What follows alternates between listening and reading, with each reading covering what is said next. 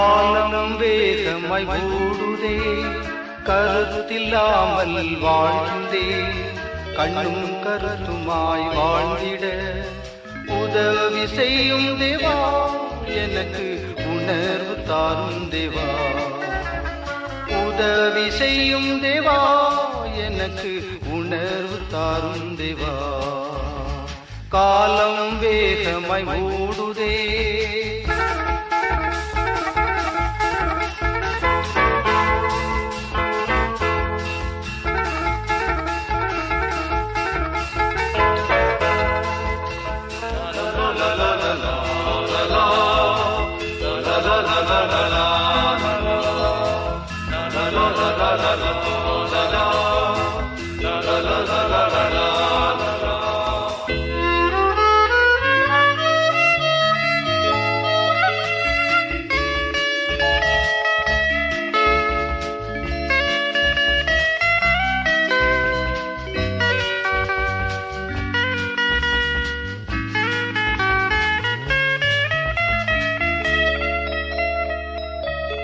உள்ளத்தில் மாற்றம் தேவை, எனக்கு வெளிவேஷம் என்றும் வேண்டாம்.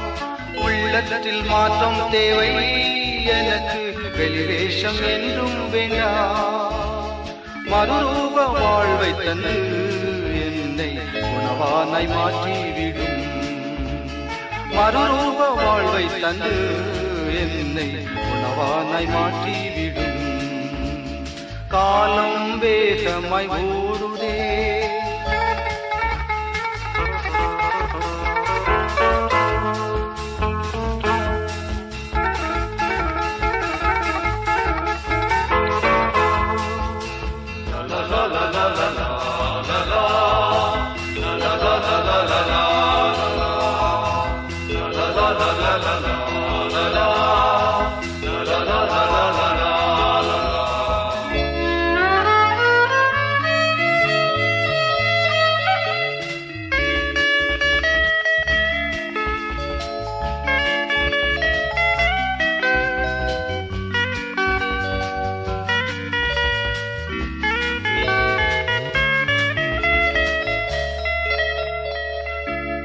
கல்வாரி காட்சி கண்டேன், அந்த காயங்கள் என்னால் என்றே.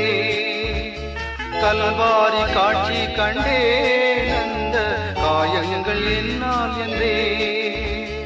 அன்பின் ஆழம் கண்டு அந்த அன்புக்கு அடிமை என்றே. அன்பின் ஆழம் கண்டு அந்த அன்புக்கு அடிமை என்றே. காலம் வேகமாய் ஓடுதே,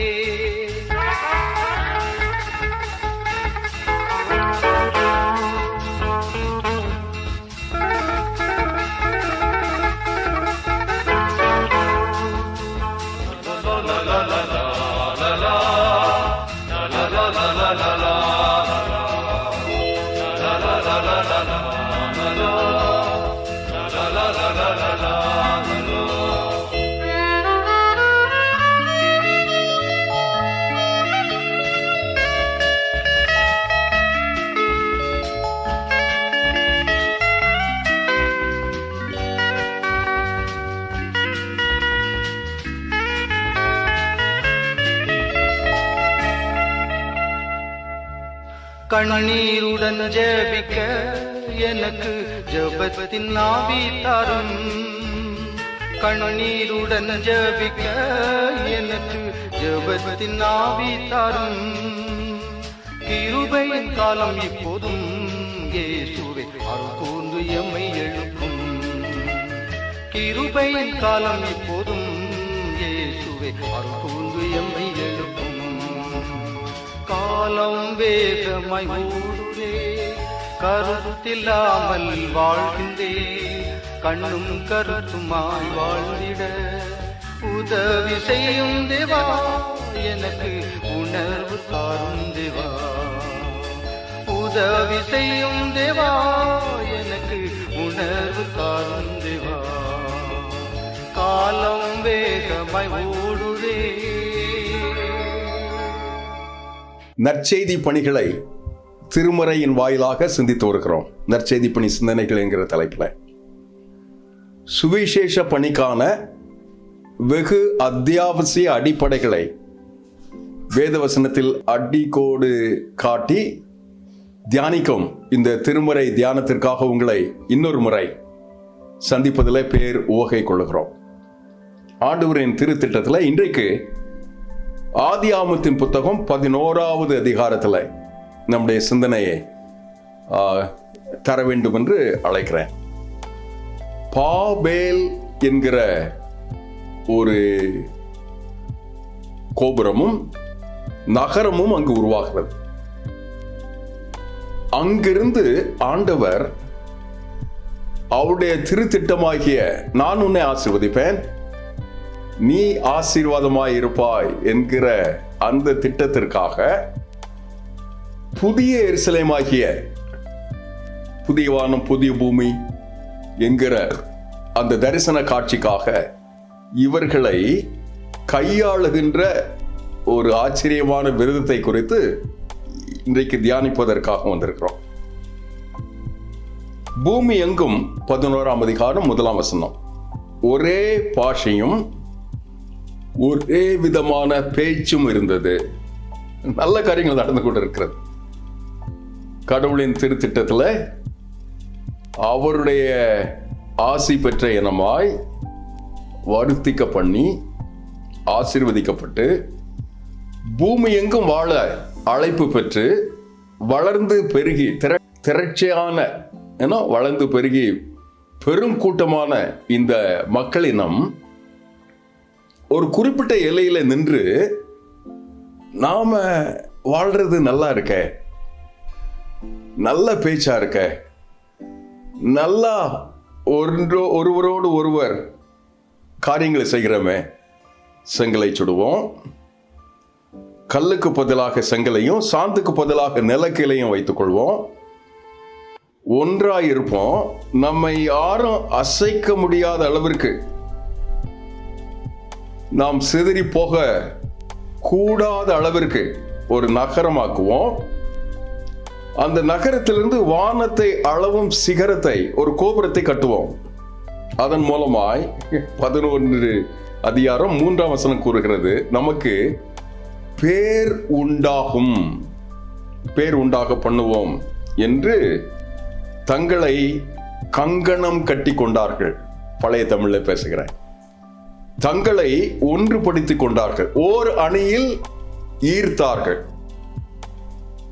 ஆனால் அவருடைய நோக்கமோ கடவுளுக்கு ஒவ்வாததாக இருந்தது, கடவுளுக்கு விரும்பாததாக இருந்தது. அவருடைய நோக்கம் கடவுளுக்கு விரோதமாக இருந்தது. ஏன்னா நமக்கு பேர் உண்டாக 350 ஆண்டுகளுக்கு முன்பாக மொரேவியன் என்கிற மிஷனரி இயக்கம் தான் உலகமெங்கும் இருக்கிற சீர்திருத்த திருச்சபையின் முதலாவது மிஷனரி தாக்கத்தை உருவாக்கிய ஒரு சின்ன புள்ளி, ஒரு கிராமம். ஜெர்மானிய எல்லையில் இருந்தது, இப்போது இங்கிலாந்து எல்லையில் இருந்தது, இப்போது ஜெர்மான எல்லையில் இருக்கிறதுன்னு சொல்வார். அங்கிருந்து ஒரு ஆய்வாளர் சென்னை பட்டணத்துக்கு வந்து அங்கே இருக்கிற போதர்களை சந்திக்கும் போது அந்த கூட்டத்தை ஒழுங்கு செய்வதில் நானும் உடன் இருந்தேன். அவர் சொன்னார், இந்த மொரேவியன் மிஷனரி இயக்கம் உலகமெங்கும் தங்களுடைய மகத்தான புதல்வர் புதவிகளை மிஷனரிகளாக அனுப்புவதற்காக தீர்மானித்து அநேக வளமான ஆழமான ஒப்பு கொடுத்தல் உள்ள தீர்மானத்தை செய்தார். அவள் புறப்பட்டு போகும்போதே தங்களுடைய பெட்டி படுக்கை வேதாகமத்தோடு கூட தங்களுடைய சவப்பெட்டிகளை ஃபியூனரல் பாக்ஸை எடுத்துக்கொண்டார். அவர்களுடைய இதயத்தில் தீர்மானம், நாம் இனி இங்கே திரும்பி வர மாட்டோம், சென்ற இடத்துல நம்மை அடக்கம் செய்வதற்கு ஒரு நல்ல வாய்ப்பான ஒரு அடக்கம் செய்கிற பெட்டி கூட இருக்குமோ இருக்காதோ தெரியாது, அதையும் சேர்த்துக்கொள்வோம் சொல்லி எடுத்தது. அப்படிப்பட்ட ஒப்பு கொடுத்தலோடு புறப்பட்டு போனார். உலகமெங்கும் புறப்பட்டு போனார்கள். அவருடைய காலடி சுவடுகளிலே தான் உலகமெங்கும் இருக்கிற ஆயிரமான மிஷனரி அமைப்புகள், சபைகள், அதன் அடிச்சுவடிலே தான் இன்றைக்கும் 300-400 ஆண்டுகளாக சீர்திருத்த திருச்சபையாக நிறைவேற்றி வருகிறோம். இதை ஆய்வு செய்துவிட்டு அவர் சொன்னார் 5 காரியங்கள் இன்றைக்கு உங்களோடு கூட பகிர்ந்து கொள்வதற்கு. இதை செய்வதனால கடவுளுடைய நாமத்தின் மகிமை என்று அவர் சொன்னார். ஆய்வுகளில் அந்த மிஷனரிமார் புறப்பட்டு போனது, காரியங்களை செய்தது, அந்த தலைமுறைக்கு உலகமெங்கு ஒரு தாக்கத்தை தந்தது. 500 ஆண்டுகளுக்கு முன்பு எப்படி சீர்திருத்த திருச்சபையில் இருக்கிற முழக்கத்தில் தேவனுடைய நாமத்தின் மகிமை என்று இருந்ததோ, அதை போல ஒரு 100-150 ஆண்டுகளில் மிகப்பெரிய தாக்கத்தை இந்த மொரேவியன் மிஷனரி இயக்கம் தந்ததற்கு காரணம் கடவுளின் நாமத்தின் மகிமை. மிஷனி நற்செய்தி பணி, சுவிசேஷ பணி, கடவுளின் கிருபை, அவருடைய வார்த்தை, ஊழியம் என்றெல்லாம் செய்யும்போது இவைகளுக்கு முன்பாய் கடவுளின் திட்டம், அவருடைய நாமத்தின் மகிமை, அவருடைய பெயர் பிரஸ்தாபம், இதை முன்னிறுத்தாதபடி நாம் எதை செய்தாலும் வெகு வெகு ஆபத்தில் முடியும். அது கடவுளுடைய திரு திட்டத்திற்கு விரோதமாக இருக்கும் என்று வேதவசனம் கூறுகிறது. மனுபுத்திரர் கட்டுகிற நகரத்தையும் கோபுரத்தையும் 8வது வசனம் கூறுகிறது. பார்க்கிறதற்கு கர்த்தர் இறங்கினார். அவர் களமிறங்குற கர்த்தர். எதற்கு இறங்குகிறார்? ஆசி தர இறங்குகிறார், மன்னிக்க இறங்குகிறார், ஒப்புரவாக இறங்குகிறார். இப்போ இந்த அக்கிரமத்தை காண்பதற்காக, எந்த அக்கிரமம்? எனக்கு பேர் உண்டாக நான் கட்டுகிற கோபுரத்தை காண்பதற்கு, நான் கட்டுகிற நகரத்தை காண்பதற்கு. நம்முடைய உலகத்தில் எத்தனையோ காரியங்கள் இப்படி நடந்து கொண்டு இருக்கிறது இல்லையா? அதைத்தான் இந்த வசனம் கூறுகிறது. மனுபுத்திரர் கட்டுகிற நகரத்தையும் கோபுரத்தையும் பார்க்கிறதற்கு கர்த்தர் இறங்கினார். இதோ ஜனங்கள் ஒரே கூட்டமாய் நின்று அனைவரும் ஒரே பாஷையை பேசி அவர்கள் இதை செய்ய தொடங்கியதுனால தாங்கள் செய்ய நினைத்தது ஒன்றும் தடைபடாது என்று அவர்களுக்குள்ளாக ஒரு எண்ணம் இருந்தது. கடவுள் செய்ய நினைத்தது ஒன்றும் தடைபடாது, அப்படிதான் வசனம் கூறுகிறது. மனிதர்கள் செய்வது அல்ல, மனித அமைப்புகள், மனித சிந்தைகள், மாம்ச சிந்தைகள் செய்வது அல்ல. இதை அன்றைய நிலை கூறுகிறது. ஆகினால என்ன செய்கிறார் ஆண்டவர்? நாம் இறங்கி போய் அவர்கள் பேசுவதை மற்றவர்கள் அறியாதபடிக்கு அங்கே அவர்கள் பாஷையை தாறுமாறாக்குவோம் என்று தீர்மானித்தார். அப்படியே அவர்கள் அவ்விடத்திலிருந்து பூமி எங்கும் சிதறி போக பண்ணினார். அவர்கள் நகரம் கட்டுவதையும் கோபுரம் கட்டுவதையும் விட்டுவிட வேண்டியதாய் ஆயிற்று. பூமி எங்கும் வழங்கின பாஷைகளை கர்த்தர் அவ்விடத்தில் தாறுமாறு ஆக்கினபடியால் அதன் பெயர் இப்போது பாபேல் எனப்படுகிறது. கர்த்தர் அவர்களை அவ்விடத்திலிருந்து பூமியின் மீதெங்கும் சிதறி போக பண்ணினார். கடவுளின் திட்டம் பூமி. இந்த கடவுளுடைய திட்டத்திற்கு விரோதமாக இருந்தவர்களை கையாளுவதற்காக ஆண்டவரின் திட்டம் பாருங்க, பூமி தான். பூமி முழுவதும் எல்லா மனிதரும் இல்லை, மிஷனரி சிந்தையை பற்றி பேசிக் கொண்டிருக்கிறோம். எத்தனை அழகான சிந்தனை! என்னை கையாளுவதற்காக ஆண்டவர் அன்றைய நிலையை எப்படி செய்கிறார்? ஒவ்வொரு செயலிற்கும் ஒரு வினை உண்டு, ஒரு விளைவு உண்டு. அப்படி ஆண்டவருக்கு விரோதமாய் மனிதன் தன் குதிங்காலை தூக்கும் போது பூமியும் அதன் உருவும் உருவாக்கி அதை பேணி பாதுகாத்து வைத்திருக்கிற ஆண்டவர் அவருடைய திட்டத்தை அவர்களை சிதறடிக்கும் போதே செய்கிறார். இன்னைக்கு என்ன நடக்கிறது? இவைகள் நடந்து எத்தனையோ ஆண்டுகளாயிற்று. சில நிகழ்வுகள் எத்தனையோ 1000 கோடிகள் என்று கூறுகிறார். அதை கூட கேட்கலாம் போலதான் இருக்கலாம். ஆனால் வசனம் கூறுகிறது, ஆந்த்ரோபாலஜி என்று ஆங்கிலத்தில் சொல்வார்கள், மனிதவியலை ஆய்வு செய்கின்ற கடவுளுடைய பிள்ளைகள் உலகமெங்கும் 9800 இனங்களாக பிரிந்திருக்கிறார்கள். 60 ரேஸ்ன்னு சொல்லுவாங்க இல்லை, ஆரிய ரேஸ், திராவிட ரேஸ், இப்படி மங்கோலியன் ரேஸ் என்றெல்லாம் சொல்லுகிறோமே, இதை போல இனங்களாக பிரிந்தோம் என்றால் ஒரு 60 இனங்கள். ஆனால் இனமாக பிரிந்தா 99,800 இனங்கள். அவர்களில் ஏறத்தாழ மக்கள் இனங்கள், அவர்கள் பேசுகிற மொழி, கலாச்சாரம், சீதோஷ்ண நிலை, ஒருவர் ஏற்றுக்கொண்ட அந்த விதங்கள் என்றால் 11,500 மக்கள் இனங்களாக பிரிக்கப்பட்டிருக்கிறார். பீப்புள் குரூப் என்று ஆங்கிலத்தில் சொல்லணும், மக்கள் இனங்கள். இவைகளின் மத்தியில் இன்றைக்கு பேசப்படுகின்ற வட்டார மொழிகள், பொதுவான மொழிகள், தேசிய மொழிகள் 17,500. தமிழ் என்று பேசுகிறேன்னா இந்த மொழி மட்டும் நம்முடைய ஊரில் ஒரு 8 கோடி மக்கள் பேசுகிறான் தமிழகத்தில். இந்தியாவுக்கும் ஒரு இன்னும் கொஞ்சம் பேர் பேசுவாங்க. இலங்கை, கனடா, மலேசியா, சிங்கப்பூர், இப்படி உலகெங்கும் இருக்கிற ஒரு 20 நாடுகளில் இவைகள் முக்கியத்துவம் பெறுகின்ற ஒரு மொழியாக இருக்கிறது. இவைகளெல்லாம் சேர்த்தா 12 கோடி பேருக்கு அதிகமாய் தமிழ் மொழி பேசுகிறார்கள். இந்த தமிழ் மொழிக்கு அருகாமையிலே இருக்கிற வட்டார மொழிகள் இருக்கிறது. சென்னை தமிழ் என்று சொல்லுவோம், சரி தமிழ் என்று சொல்லுவோம். அதை தரக்குறைவாக பயன்படுத்துவதற்காக அல்ல, அவர்களுடைய வழக்கத்துக்காக ஒரு பயன்படுத்து. இப்படி வட்டார மொழிகள் எல்லாம் சேர்த்தா ஏறத்தாழ 17,500 விதங்களில் மனிதர்கள் பேசுகிறார்கள். மொழிகளாக இவைகள் பிரித்து அனுப்பப்பட்டன, சிதறி திரிகிறார்கள். சரி, இவைகளில் ஏறத்தாழ 7,000 பாஷைகள் உலகமெங்கும் அறியப்பட்டிருக்கிறது, வட்டார மொழிகள் தவிர்த்து.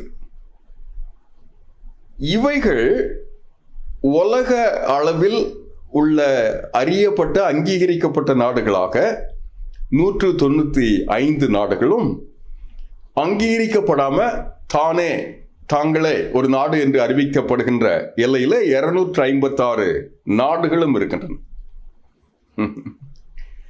9,800 இனமாக இவர்கள் உலகமெங்கும் சிதறடிக்கப்பட்டிருக்கிறார்கள். 7,000 பாஷைகளாக சிதறி பேசுகிறார்கள். 256 நாடுகளாக வாழ்ந்து கொண்டிருக்கிறார்கள். 11,500 மக்கள் இனங்களாக இவர்கள் வாழ்ந்து கொண்டிருக்கிறார்கள். அப்படி உலகமெங்கும் இருக்கிற இந்த இனத்தை சிதறடிப்பதற்காக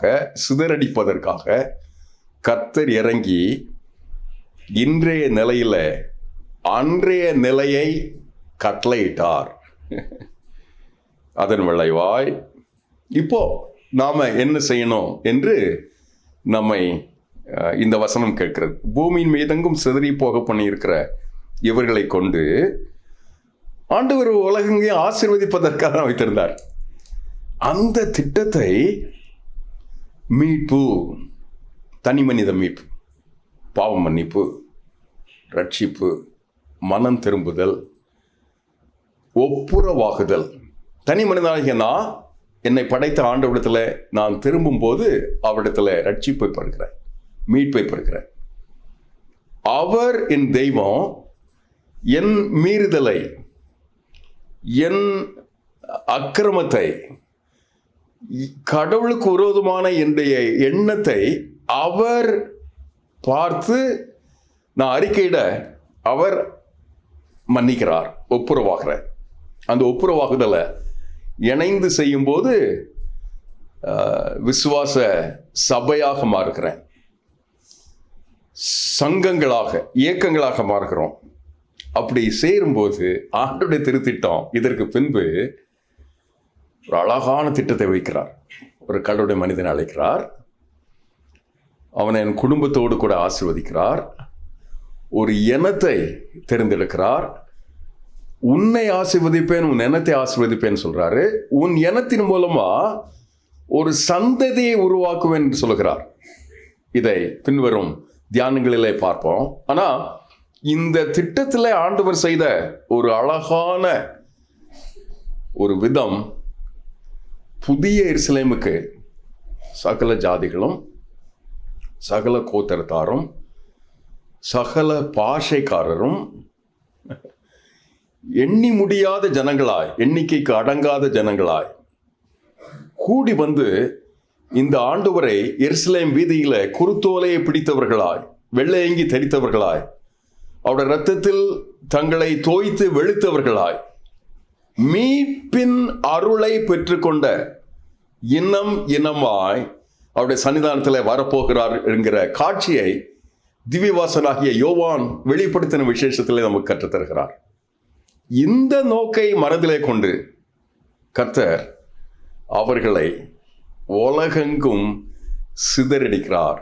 அதில் ஆண்டவர் இன்றைக்கு செய்வது, இந்த அத்தனை மொழிகளையும் கடவுளுடைய வார்த்தையை மொழிபெயர்க்கிறார். இன்றைக்கு வரைக்கும் 736 மொழிகளில் இந்த வேதாகமம் நாம் இன்றைக்கு தியானிக்கிறோமே, அந்த வேதாகமம் அவருடைய இதய மொழியிலே தரப்பட்டிருக்கிறது.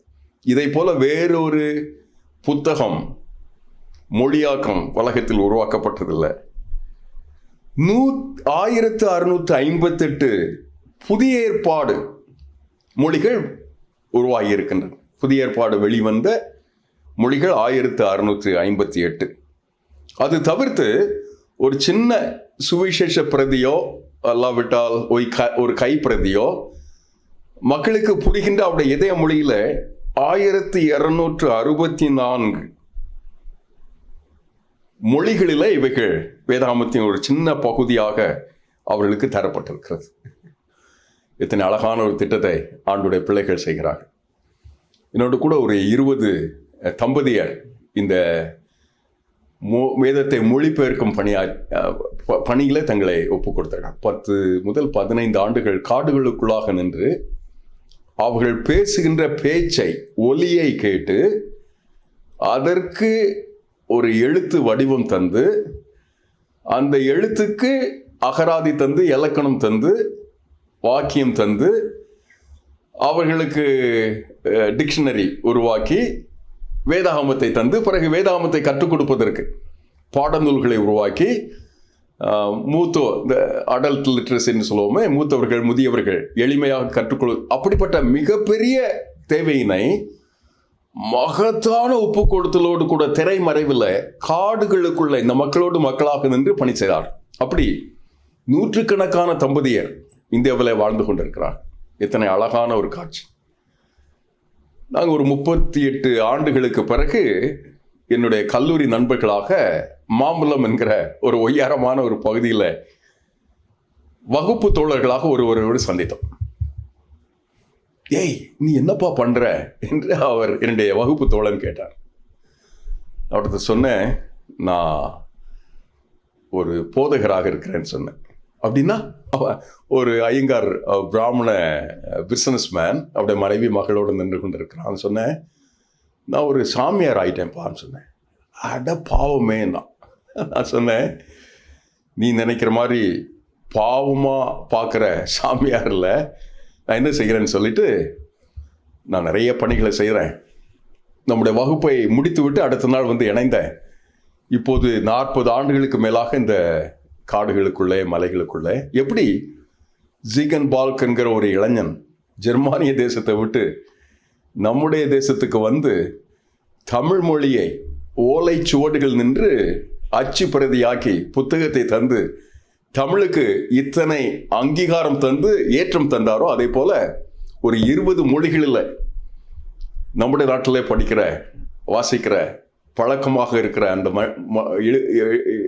எழுத்தை அறியாத அந்த இனங்களுக்கு எழுத்தறிவிக்கும் பணி, வேதாகமத்தை மொழிபெயர்க்கும் பணி, அதற்கு பிறகு அவர்களை அந்த ஊருக்கு, அந்த தேசத்துக்கு, அந்த பகுதிக்கு தேர்ந்த மனிதர்களாக உருவாக்குகின்ற பணி என்று சொன்னேன். அவன் காலை விழுந்து வணங்கி கொள்ளணும்ப்பா, நான் என் மனைவி மகளும் உன்னுடைய காலை விழுந்து நாங்கள் உன்கிட்ட நமஸ்காரம் வாங்கி கட்டுறோம்னு சொன்னான். இல்லை, அப்படி செய்ய வேண்டியதில்லை, கடவுள் எனக்கு தந்த வெளிச்சத்தில் நான் கீழ்ப்படிதலாக இருக்கிறேன். நீ உனக்கு கடவுள் தந்த கிருபையை கொண்டு நீ இந்த பட்டணத்தில் வாழ்ந்து செழித்திருக்க வேண்டும் என்று அவனை ஆசீர்வதித்தார். நற்செய்தி பணி சிந்தனையை சிந்தித்துக் கொண்டிருக்கிறோம். பாபேலில் சிதறடிக்கப்பட்ட அந்த மொழிகளில் புதிய எருசலேம் முறைக்கும் அவர் வைத்திருக்கிற திட்டத்தை ஏற்றவர்களாய், கடவுளின் திட்டத்தை பூமி எங்கும் நிறைவேற்றுவதற்காய், இனம் இனமாய், மொழி மொழியாய் கடவுளின் திட்டத்தை கடவுள் நிறைவேற்றுகிறார். நீங்கள் அதில் கையளிக்க வேண்டும் என்று உங்களை அன்போடு கூட அழைக்கிறேன். ஜெபம் செய்வோம். பரம தகப்பனே, அன்றைய நாளின் அவல நிலையில உலகெங்கும் அனுப்பி வைத்த அந்த இனங்கள் உம்மை ஏற்பதற்காக நன்றி, இணங்குவதற்காக நன்றி, திரும்பி வருவதற்காக நன்றி. இனியும் திரும்பி வர வேண்டிய இனங்களை எங்கள் தேசத்தில் ஆயிரமாக வைத்திருக்கிறீர. அவர்களுக்கு ஆசி தந்து இன்றைக்கும் எங்களை அவைகளில் ஈடுபடுத்த கிருபை தர வேண்டும் என்று ஜெபிக்கிறோம். அவர்களுக்கு ஆசீர்வாதமாக இருக்க எங்களை நடத்தும். உமக்கு விரோதமாக கோபுரம் கட்ட, நகரத்தை அமைக்க, கங்கணம் கட்டி எங்களை நாங்கள் காத்துக்கொள்ள அந்த பெரும் அவல நிலை நின்று எங்களை காக்க வேண்டும் என்று இந்த தருணத்தில் ஜெபிக்கிறோம். ஏற்று நடத்தும் அப்பா, ஆசீர்வதியும். இயேசுவின் நாமத்தில் தாழ்மையாய் ஜெபிக்கிறோம் நல்ல பிதாவே. ஆமென்.